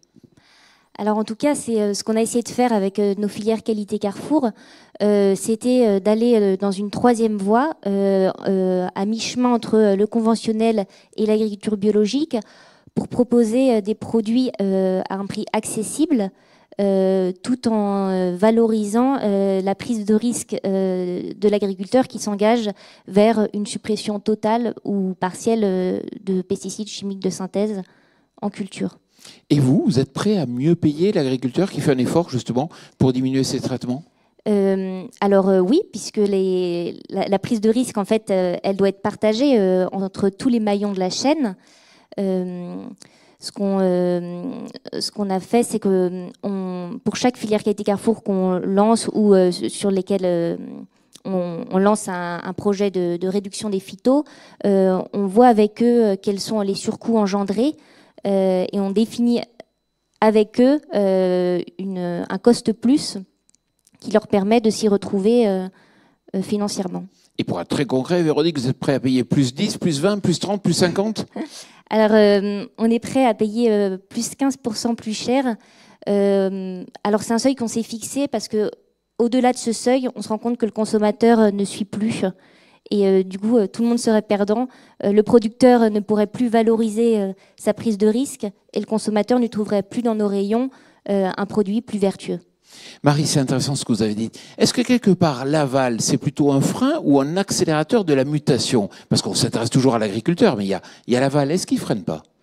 C'est une bonne question hein, sur est-ce que c'est un frein ou un accélérateur. Moi, je préfère le voir comme un accélérateur plutôt qu'un frein. On est toujours aussi dans cette ambivalence entre guillemets la grande distribution, le grand méchant loup. C'est un peu ce qu'on entend beaucoup. Mais je pense qu'il faut que tous ces acteurs de la filière amont, aval travaillent ensemble main dans la main pour essayer justement de trouver des solutions, pour essayer que cette prise de risque elle soit partagée. La grande chance de la distribution, c'est sa proximité avec le consommateur. C'est-à-dire que c'est eux qui sont en contact direct avec le consommateur. Donc finalement, c'est eux aussi qui ont la main, donc pour moi, qui sont aussi accélérateurs. Après, il n'y a pas que la grande distribution, il y a aussi la restauration hors domicile, la restauration collective. Il y a aussi du coup les territoires qui sont derrière, qui sont à prendre en compte. Donc finalement, tous ces acteurs-là, et c'est ça la difficulté, c'est de trouver des synergies entre tous ces acteurs pour avancer dans le même sens, pour essayer que les agriculteurs puissent se dire bah moi demain j'y vais et je rejoins sur ce qui a été dit sur les tables rondes précédentes, bah finalement j'ai un peu moins peur parce que je sais que je vais trouver un débouché, je sais que je vais être valorisé financièrement un petit peu plus. Il y a aussi toute cette notion d'HVE, on en a déjà aussi parlé avant, c'est un label qui pousse entre guillemets de plus en plus, c'est-à-dire que l'aval demande de plus en plus aussi aux agriculteurs et va demander, c'est quelque chose qu'on constate, de plus en plus d'avoir cette HVE pour pouvoir aussi labelliser et pourquoi pas, je pense que c'est un peu ça la tendance, pourquoi pas payer plus en HVE. Alors le consommateur est prêt à payer plus pour le bio. Est-ce que vous considérez que le bio c'est un marché de niche et que ça restera toujours un marché de niche ? Alors non, le bio c'est un marché en forte croissance. On disait tout à l'heure que c'est une croissance à 2 chiffres. Donc il y a de la demande et de l'offre. Carrefour bien sûr participe à cette offre-là. C'est d'ailleurs l'acte 1 de notre programme Act for Food. On voudrait développer ce bio-là. Par contre, tout comme l'agroécologie est un ensemble de combinaisons de solutions à différentes problématiques, eh bien là aussi, il n'y a pas d'opposition entre les modèles. Je pense que l'agriculture biologique, tout comme les autres voies agroécologiques, se complètent, elles peuvent s'auto-alimenter. Et en fait, elles regardent toutes dans la même direction, vers plus de durabilité. Et elles vont toutes permettre de répondre aussi aux différentes typologies de consommateurs et aussi aux différents porte-monnaies que l'on a en rayon. Ce qu'on voit au-delà de l'agriculture biologique, c'est finalement que en France, avec cette approche gouvernementale aussi, alors qui est vue souvent comme une contrainte, oui, mais nous on a des objectifs de réduction des phytos dans un monde mondialisé, donc du coup on s'auto-met des contraintes. Je trouve que du coup ça nous permet d'être un peu en avance. Alors on le voit comme une contrainte ou comme un atout. Et l'agriculture biologique là-dedans, pour moi c'est une des solutions mais c'est pas forcément la solution, c'est une des solutions. Et ce marché-là, il continuera, je pense, de grimper, mais tout comme le marché du durable, même s'il faut le définir, et que voilà, ces éléments-là vont nous permettre d'avancer et finalement de trouver des solutions sur le terrain. Pauline, je suis sûr qu'il y a des questions. Alors, il y a au moins une question, Jean-Paul, sur la rémunération des producteurs, donc qui s'adresse plutôt à Véronique. S'il y a des exemples des plus 15% que vous citez, et sur quelle production ? Alors concrètement, je pense que je me vois pas forcément répondre à cette question-là, mais ce qui est sûr, c'est que chaque cost plus est défini avec les producteurs pour chaque filière. C'est-à-dire qu'en fait, en fonction de la marge qui est montée, on va définir avec le producteur de combien il doit être rémunéré pour s'y retrouver et pour répartir la prise de risque. D'accord, ça veut dire qu'il y a une concertation avec les producteurs, on partage les chiffres, on se met tous d'accord et on partage le revenu. C'est cela. D'accord. Une autre question. Oui, alors est-ce que le grand public et les consommateurs n'idéalisent-ils pas l'agriculture biologique ?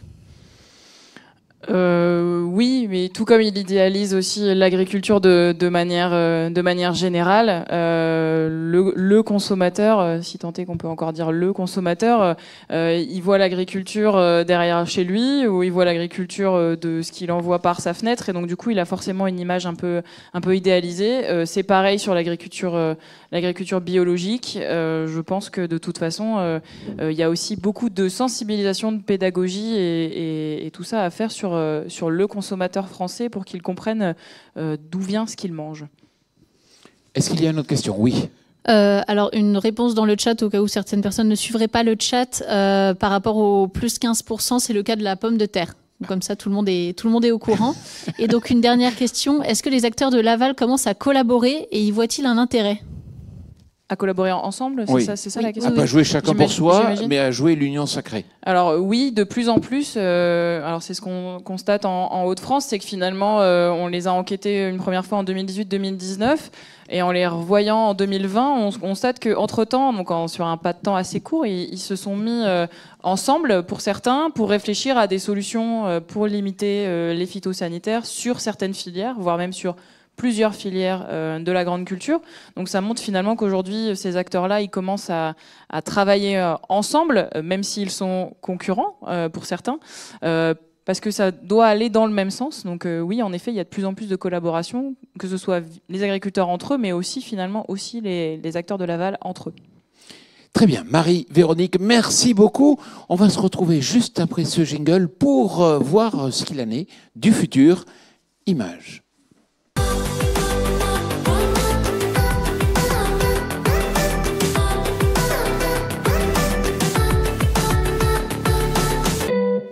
Alors, on s'est intéressé au constat pour essayer de voir quelle pouvait être la différence entre quels étaient les objectifs donc, du bilan éco-phyto et puis de ce qu'on pouvait constater sur le terrain. On a essayé de voir comment lever les freins, comment déverrouiller justement peut-être ces freins et les craintes que peuvent avoir les agriculteurs. On a vu qu'il fallait basculer tous ensemble et qu'il y avait un véritable enjeu à ce qu'il y ait une forme de synchronisation et qu'il y ait même jusqu'à l'aval.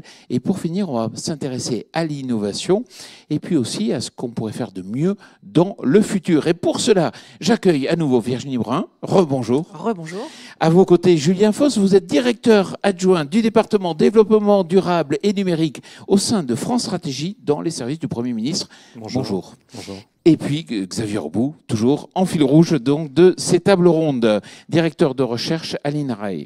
Alors j'ai envie de vous poser la première question, Julien Foss. Alors on parle du bio, du HVE, du zéro pesticide, zéro résidu pesticide.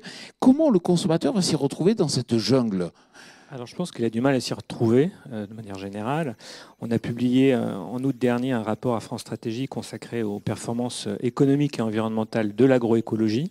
Et derrière ce mot valise agroécologie, on a référencé à peu près 23 cahiers des charges différents, publics ou privés, qu'on pouvait rattacher au principe de cette agroécologie. Et derrière ces cahiers des charges, vous avez dans un très grand nombre de cas des labels, des signes qui vont se retrouver sur le produit fini. Donc le consommateur est confronté à cette très grande diversité avec derrière des niveaux d'exigence environnementale qui sont très variables. On a beaucoup parlé ce matin de HVE.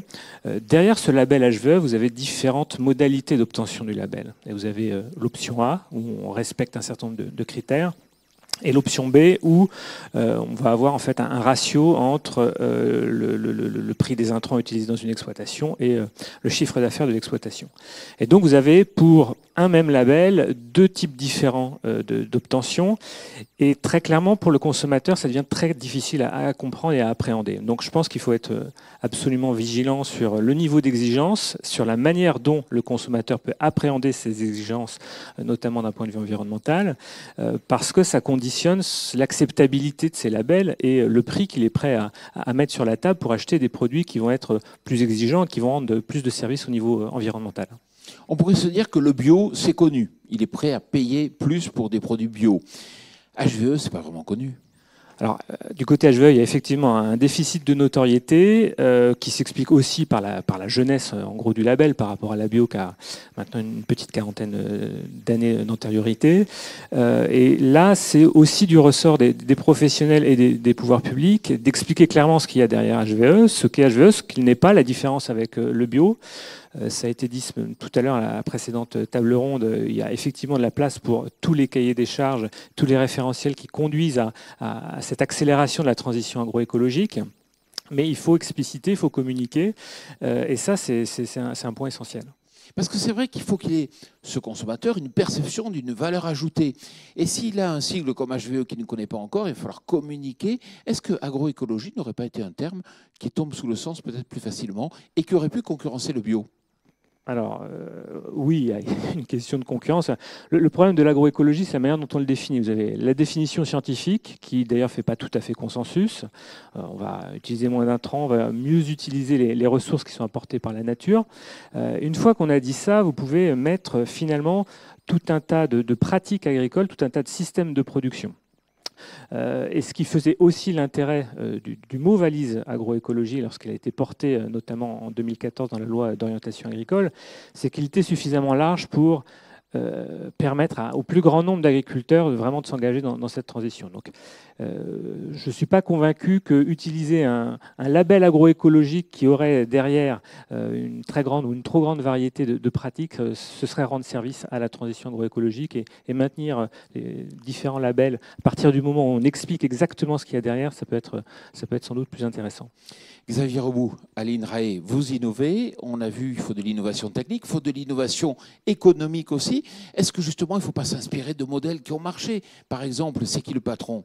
On est parti du consommateur, on a fait une initiative qui permet de valoriser le producteur. Est-ce qu'il ne faut pas réfléchir aussi à de l'innovation économique de ce type?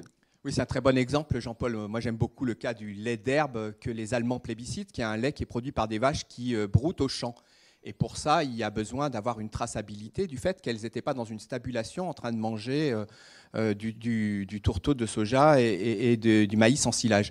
Et derrière, c'est la traçabilité à travers leur collier qui permet de suivre le fait qu'elles se déplacent dans des parcelles, qui a permis de mettre en place ce circuit-là. Le consommateur paye 50 centimes de plus le litre de lait et les Allemands n'en produisent pas suffisamment. Le producteur touche 6 centimes de plus et le reste est pris, et sert à dupliquer la chaîne de collecte, de transformation et de commercialisation. Et donc on pourrait généraliser ce système-là. C'est clair que moi je vois la nécessité, si on veut aller beaucoup plus loin, d'aller amener des agriculteurs à pouvoir se projeter dans les systèmes que l'on leur propose, et donc il faut qu'on les fiabilise, ces systèmes-là. Et on peut imaginer plusieurs pistes. La première, elle a été mentionnée juste avant, c'est que dans des situations locales, à travers les plans d'alimentation territoriaux, on peut contractualiser avec des producteurs. On a quelques exemples où des producteurs, quand ils produisent pour les circuits courts, diminuent de plus de moitié les phytos qu'ils utilisent. C'est un cas, par exemple, en production de pommes, où on passe de 30 traitements IFT sur pommes pour la commercialisation sur un marché général à 10 IFT quand c'est de la commercialisation sur un marché court. Donc, à travers les plans territoriaux d'alimentation, on peut apporter cette reconnaissance, et cette contractualisation permet à l'agriculteur de prendre le pari de lancer une culture qu'il saura valoriser localement. Je pense que la deuxième chose que l'on peut faire pour fiabiliser son système, c'est travailler sur des systèmes extrêmement innovants pour couvrir les besoins de protection contre le risque. On a vu, et ça reste une réalité sans doute encore en 2021, que les pesticides servent souvent de garantie dans le doute. Compte tenu de leur prix de revient et de leur efficacité, les agriculteurs ont du mal à sauter le pas de faire une impasse sur un traitement. Les OAD ont beaucoup amélioré la situation. Malgré tout, il y a un gros travail à faire sur comment est-ce qu'on pourrait collectivement partager la prise de risque. Et donc, il y a un travail scientifique à mener sur ces systèmes d'assurance collective, et il y a encore, je pense, beaucoup de choses à faire. On a mentionné aussi la nécessité sans doute de déplafonner les labels. Vous avez actuellement des labels qui sont plafonnés HVE3. En fait, il est important que les agriculteurs qui sont les plus performants puissent continuer à essayer de progresser. On ne va pas demander à ceux qui peinent d'aller chercher comment atteindre le niveau 1 ou le niveau 2. En revanche, ceux qui sont déjà dans un niveau 3 n'ont pas à baisser les bras. Il est sans doute important qu'ils soient amenés à essayer de faire du 3+ et du 4. Donc je suis pour que l'on travaille sur le déplafonnement des labels, qu'on invente le AB+, sans cuivre, ou que l'on invente le HVE4, éco-phyto-compatible, et le HVE5, sans pesticides, en ayant justement cette ambition d'amener ceux qui savent déjà bien faire à continuer à progresser, parce qu'en fait, ce sont ces premiers qui sont les pionniers qui nous montrent le chemin. Donc voilà une piste qui me semble très sérieuse. Xavier, il y a plein de points intéressants de ce que vous proposez, notamment la notion d'assurance baisse des phytos. Est-ce que ça existe déjà? Est-ce qu'il faut l'imaginer comme une assurance récolte? Est-ce qu'il y a des entreprises privées qui travaillent là-dessus? Alors de plus en plus, on sait calculer la prise de risque. Les modèles et la disponibilité des données ont changé radicalement la manière de faire une évaluation du risque. Et donc certaines coopératives ont décidé d'utiliser une part de leurs ressources pour assurer ce partage du risque de manière collective. On bute quand même sur une difficulté qui est de s'assurer que l'agriculteur a bien pris toutes les mesures à sa disposition pour essayer de limiter au maximum le risque.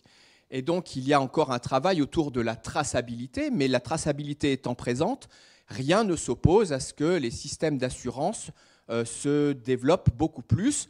Et on a déjà un certain nombre de cas où la batterie des outils assurantiels existe. Les agriculteurs ne le mobilisent pas forcément car ils n'ont pas toujours été convaincus de l'intérêt. Nous sommes en pleine réforme de la PAC. Julien, est-ce qu'on peut attendre justement de nouveaux mécanismes, des effets de levier qui vont aller dans le sens de l'incitation à la baisse des phytos? Alors, on est dans effectivement un moment assez particulier puisque la réforme a été ouverte. Alors, comme vous le savez, au niveau européen, c'est toujours un peu compliqué. C'est-à-dire que le Conseil des ministres et le Parlement européen se sont exprimés sur une proposition de texte qui avait été proposée donc par la Commission européenne. On est en cours de négociation et de trilogue. Et l'une des grandes évolutions dans la future PAC, et ça a été évoqué ce matin, ce sont des plans stratégiques nationaux, donc une forme de renationalisation, entre guillemets, vraiment, de cette politique agricole commune. Et également le développement d'éco-régimes, d'éco-schemes qui vont conditionner 20 à 30% donc des aides du premier pilier de la PAC, au sein desquelles on peut envisager des mesures qui soient liées directement à la réduction et l'utilisation des phytos. Donc c'est vraiment encore en cours de discussion et de négociation.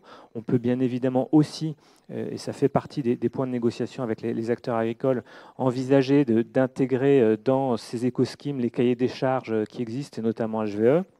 On peut aussi intégrer ou verser des aides spécifiques à la bio. Tout est aujourd'hui sur la table pour envisager diverses options, mais on a sans doute, du fait de ces spécificités, c'est-à-dire de ces éco-régimes, de cette adaptation du cadre européen aux spécificités nationales, la possibilité d'aller plus loin encore que ce que l'on a fait jusqu'à présent en termes d'ambition environnementale en général et en termes de réduction d'usage des phytos en particulier. L'INRAE doit proposer l'innovation, tous on doit évoluer, on doit innover. Est-ce que vous, en termes de politique publique, est-ce que vous estimez qu'aujourd'hui les politiques publiques sont innovantes pour justement inciter à la réduction, ou est-ce qu'on est toujours sur de la contrainte ? Non, on n'est pas uniquement sur de la contrainte. Alors, au niveau de l'innovation, on peut aller très loin. Toujours à France Stratégie, il y a quelques années maintenant, on a publié un rapport sur une PAC idéale, entre guillemets, qui serait vraiment centrée sur la transition agroécologique. Et on était allé très loin dans les propositions, puisqu'on allait jusqu'à proposer que le versement des aides du premier pilier de la PAC soit proportionné à une réduction d'utilisation de pesticides. Donc, en toute théorie, on peut aller très loin dans les idées. Il y a bien évidemment un champ de contraintes politiques au niveau national et au niveau européen, puisqu'on est sur une politique commune qu'il faut négocier, discuter à 27, et ça, c'est quand même un point central. Et au-delà de ça, on peut mettre en œuvre tout un tas de dispositifs de soutien aux agriculteurs qui sont engagés dans la transition. On a évoqué, ça a été dit tout à l'heure également, des réductions d'impôts pour les agriculteurs qui s'engagent en HVE, les aides dédiées à la bio, autant d'instruments dont on peut repenser en fait le calibrage, le contenu, les modalités d'application pour aller encore plus loin et surtout aller plus vite dans cette transition. Virginie, un peu en guise de conclusion, qu'est-ce qu'il faut attendre encore de l'évolution du réseau Défi ? Déjà, le réseau Défi, je trouve, est un bon exemple justement d'une politique publique qui n'est pas basée sur la contrainte, parce qu'on travaille qu'avec avec des agriculteurs qui s'engagent vraiment volontairement justement à réduire l'usage des produits phytosanitaires. Alors, je vais faire un petit peu de publicité parce que à très court terme, là, le réseau est en train de préparer son renouvellement. Donc, à partir de 2022, de l'année prochaine, on repart sur un cycle de 5 ans, donc avec certains agriculteurs qui vont souhaiter poursuivre et aller encore plus loin. Et puis, ce sera aussi l'occasion d'accueillir et d'intégrer de nouveaux agriculteurs qui souhaitent un petit peu rejoindre cette démarche-là. Alors justement, dans le cadre de ce nouveau réseau, de ce futur nouveau réseau, on a bien vu qu'il y avait quand même un enjeu, une question là autour de la valorisation des productions. Alors, Défi, c'est pas un label, mais il n'empêche qu'on aimerait bien voir et essayer de comprendre, de voir comment les agriculteurs du réseau Défi déjà arrivent à valoriser leur production. Est-ce qu'ils y arrivent? Et s'ils y arrivent, comment? Donc ça fait quand même partie des choses qu'on va essayer de travailler, qu'on n'a pas encore complètement creusé, parce qu'on s'était quand même beaucoup axé sur les questions techniques. Alors, ce qui ne veut pas dire qu'il n'y a pas encore de questions techniques à traiter. Il y a encore certainement des choses à voir du point de vue des solutions techniques qui permettent de réduire l'usage des phytos. Donc tout un travail aussi à conduire avec l'expérimentation, avec la recherche. Je pense à une thématique comme le changement climatique là, qui est en train d'arriver, qui est déjà en place, mais qui prend de l'importance. Et pour une filière comme les grandes cultures, polyculture, élevage, on sait qu'il y a quand même des choses à travailler, à creuser sur cet aspect-là. Donc pour ça, on aura les fermes du réseau, mais on a aussi, ça fait 10 ans que le réseau existe, donc on a ça a été dit déjà, une grosse base de données qui a été permise grâce aussi à l'effort de tous, des ingénieurs réseau, des agriculteurs, qui permettent de suivre les évolutions, de collecter des données. Donc aussi un gros travail à faire à partir de cette base de données en lien avec la recherche. Donc on espère que la recherche nous appuiera sur ces analyses-là pour essayer de comprendre et de créer vraiment des références sur ces trajectoires vertueuses et sur ces systèmes économes en produits phytosanitaires. Et puis plein d'autres travail à faire. On a parlé des freins, mais il y a encore des choses à faire, c'est sûr, sur cette question des freins, comment les lever. J'oublie certainement beaucoup de choses. On a parlé du transfert, de la massification. La question, c'est comment on arrive à inspirer d'autres agriculteurs. Ça a été évoqué à plusieurs reprises, cette question de l'inspiration. Inspirer, c'est vraiment un mot moi, qui me plaît. Comment on peut inspirer d'autres agriculteurs à rejoindre ces démarches-là. Donc le réseau Défi prendra aussi sa part et tiendra son rôle pour accompagner et massifier le nombre d'agriculteurs engagés dans ces démarches-là. On voit bien que le réseau il est au cœur quand même des enjeux agricoles actuels et il concentre certainement pas mal de clés de réussite et de compréhension pour accompagner au mieux les agriculteurs. Merci Virginie. On va donner la parole à nos téléspectateurs. C'est vous qui allez avoir le dernier mot. On est presque arrivé au terme de cette émission. Une question peut-être, Pauline? Oui, même 2 questions, Jean-Paul. Alors une première pour Virginie. Est-ce que les autres pays de l'Union européenne ont des démarches similaires à Défi France? 11h57, des réponses courtes pour qu'on puisse prendre les 2 questions. Alors oui, alors pas de l'envergure du réseau français, mais oui, il y a quand même des pays européens qui ont ce genre de démarche. Et il y a un projet d'ailleurs qui vient d'être lancé, un projet coordonné par l'INRAE, IPM Works, qui se propose justement de répliquer ou en tout cas d'étendre à une échelle européenne le modèle du réseau Défi français. Donc les choses sont en train de se mettre en place. On travaille avec nos voisins européens pour étendre un petit peu ces démarches et ce modèle. Seconde question. Alors, seconde question plutôt pour Julien, de savoir s'il est envisageable comme perspective de subventionner plus de magasins de producteurs en circuit court. Oui, c'est une question, c'est difficile, mais oui, en toute théorie, oui, pourquoi pas. En tout cas, il y a des crédits qui sont alloués du côté du ministère de l'Agriculture pour les projets alimentaires territoriaux au sein desquels on pourrait avoir des volets dédiés à ce type de magasin. Donc oui, on peut envisager des aides spécifiques sur ce point-là. Ouais. Virginie Brun, Julien Foss, Xavier Rebout, merci beaucoup. Il est en fait juste 11h59, c'est la fin de cette émission. Voilà, nous en sommes arrivés au terme.